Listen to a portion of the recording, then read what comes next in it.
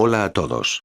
Hoy voy a comentar el significado cristiano de uno de los libros de la saga Las Crónicas de Narnia, cuyo autor fue el británico C.S. Lewis.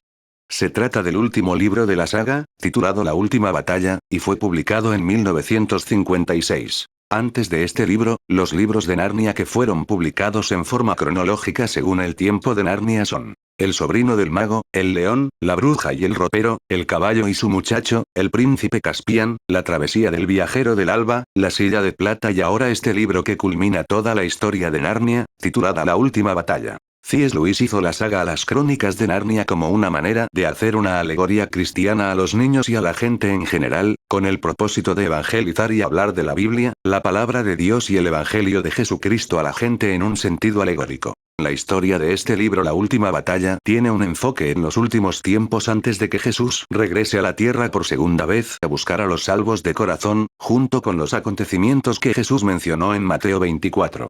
La historia del libro La Última Batalla comienza durante el último reinado del rey de Narnia, el rey Tirian que, después de que Narnia experimentara un largo tiempo de paz y prosperidad, viene un centauro llamado Perspicaz. Este explica al rey que Narnia está siendo devastada por un mal. Todo comenzó cuando un mono llamado Truco hace un malvado plan para usurpar la identidad del verdadero Aslan, obligando a un burro llamado Cándido a ponerse un traje falso de león para mentir a la gente diciendo que el traje es Aslan. La idea del mono es hacer que la gente de Narnia y la gente de Calormen crean en la mentira de que el burro Cándido con el traje de Aslan es el verdadero Aslan. Con mentiras inventadas por el mono, trata de lavar el cerebro a la población de Narnia y de Calormen haciendo que ellos crean en la mentira inventada por el mono.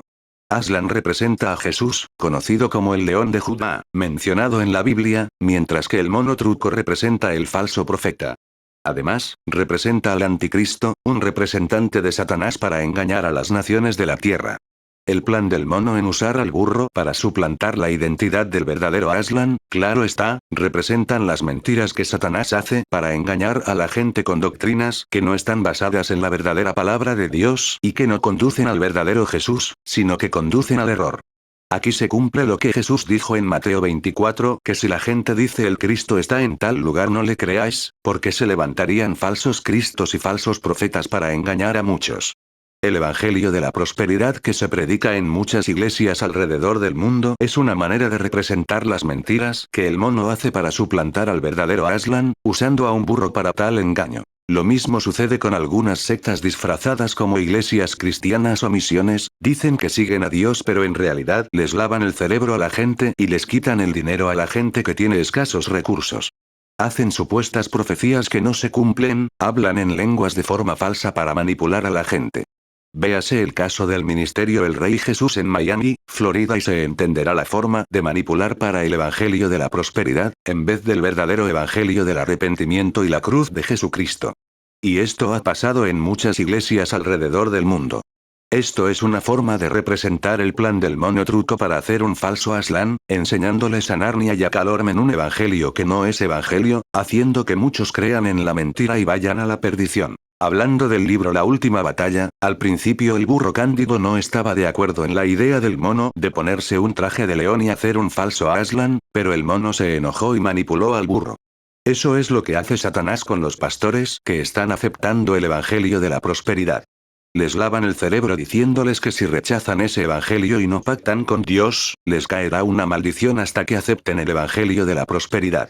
Y los pastores, en vez de leer la Biblia y pedirle dirección al Espíritu Santo, hacen caso a las mentiras del enemigo y así es como acceden al Evangelio de la prosperidad en cualquier secta, con tal de que las almas dejen de creer en el Cristo verdadero, quien nos salvó y nos rescató con su preciosa sangre en la cruz del Calvario. La aprobación del aborto, del matrimonio igualitario y su legalización en muchas iglesias como Hillsong son otras maneras de representar el plan del mono Truco en hacer un falso Aslan. Jesús dijo en la Biblia que en los últimos tiempos las cosas se pondrían cada vez peor y el amor de muchos se enfriará, pero el que persevere hasta el fin ese será salvo. Al comienzo del libro, vemos que el mono era tan viejo que nadie recordaba su fecha exacta de nacimiento. Con esto C.S. Lewis quiso ilustrar que ya desde los tiempos de las cartas de Juan en la Biblia, el anticristo desde mucho antes está operando con tal de engañar a los cristianos para que crean en un evangelio que no es el evangelio que predicó Jesús en la Biblia. Cuando el centauro perspicaz le contó al rey Tyrion que Narnia está en peligro, lo primero que advirtió fue que el mono comenzó a propagar las mentiras del falso Aslan, diciendo la mentira que Aslan ordenó talar árboles para vendérselos a los calormenos. Obviamente todos creyeron en la mentira inventada por el mono. Esto enfureció al rey Tyrion, que quiso averiguar de dónde provenían tales mentiras antes de saber que el mono, que representa el falso profeta y el anticristo mencionado en la Biblia, fue quien organizó este plan de mentir y suplantar la identidad del gran león Aslan.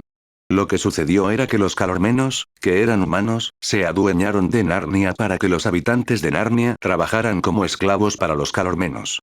Lo que sucede es lo siguiente. Hay dos países en el mundo ficticio de C.S. Lewis. El país de Narnia y el país de Calormen. Los habitantes de Narnia, tales como animales parlantes como es en el caso de topos, tejones, dríadas, ratones parlantes, enanos, etc., todos ellos son seguidores de Aslan, mientras que los habitantes de Calormen son seres humanos opuestos al león Aslan, opuestos a las cosas que tienen que ver con Narnia. La gente de Calormen no sirven a Aslan. Ellos sirven a un buitre llamado Tash. En el significado cristiano, la gente de Narnia representan a los hijos de Dios, mientras que la gente de Calormen representan a la gente no cristiana. Tash representa a Satanás. El mono inventó la mentira de que Aslan ordenó que la gente de Calormen se adueñara de Narnia para llevar esclavos a cuantos narnianos ellos pudieran con tal de que ellos trabajaran para los calormenos. Y todo esto sucedió porque las criaturas que escucharon al mono creyeron en sus mentiras en vez de creer en el verdadero Aslan. Eso es lo que sucede en las iglesias en que se predica el evangelio de la prosperidad.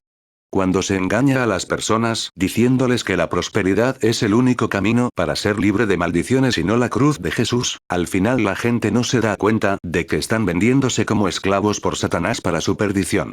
En el libro muchas de las criaturas que estaban haciendo planes para ayudar a los calormenos a vender a los narnianos a la esclavitud ignoraban que no era Aslan el que estaba diciendo eso, sino que era el mono quien inventó esa mentira. Le creyeron a la mentira del mono en vez de al verdadero Aslan. En las iglesias de la prosperidad sucede lo mismo. Les lavan el cerebro a la gente y ellos no conocen la verdad porque ellos no quieren leer la Biblia porque piensan que el pastor está en lo correcto siempre. Lo mismo sucede en el libro de Narnia. No solamente sucede eso con el tema del falso evangelio de la prosperidad. Toda herejía que se enseñe que esté en contra de los principios de Dios y la gente le crea a pesar de que están en contra del verdadero evangelio de Jesucristo, eso es lo que sucede con la gente que le cree a las mentiras del mono, en inventar palabras que Aslan jamás ha dicho. Cuando Tyrion y su unicornio asesinaron a dos calormenos que estaban asesinando a un caballo parlante narniano, decidieron ser entregados por los calormenos.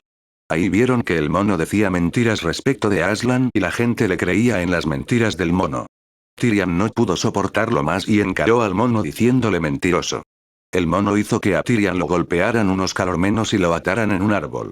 En las noches el mono y criaturas tales como animales de Narnia y gente de Calormen se reunían en una fogata en un establo para escuchar las mentiras del mono, diciendo que Aslan estaba enojado cuando en realidad nunca fue así. Además lo que hacía el burro era ponerse el traje del falso león para que todos adoraran al falso Aslan.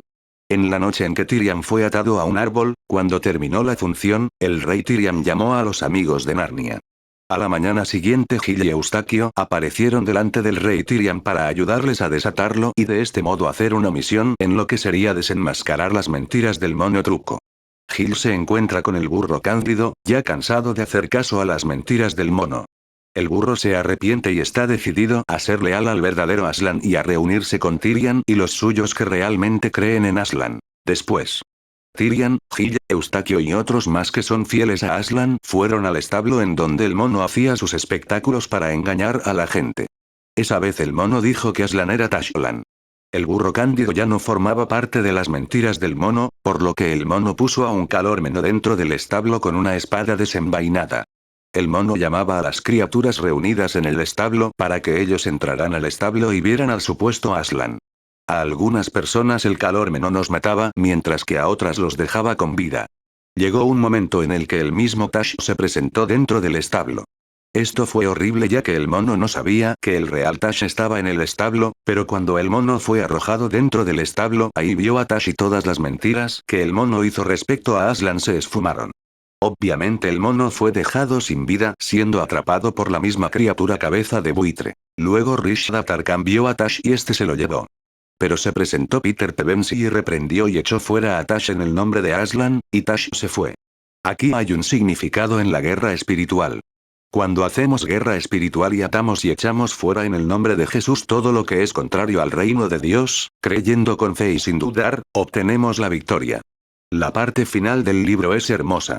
Después de que la gente de Narnia ganó la última batalla contra los Calormenos, el rey Tyrion, Eustace y Gil se encuentran con Lucky, Edmund, Peter, el profesor Kirke, la señora Plumer, el ratón Rip y Chip, los castores, el señor Tumnus, Caspian X, los primeros reyes de la antigua Narnia y todos aquellos que fueron fieles a Aslan.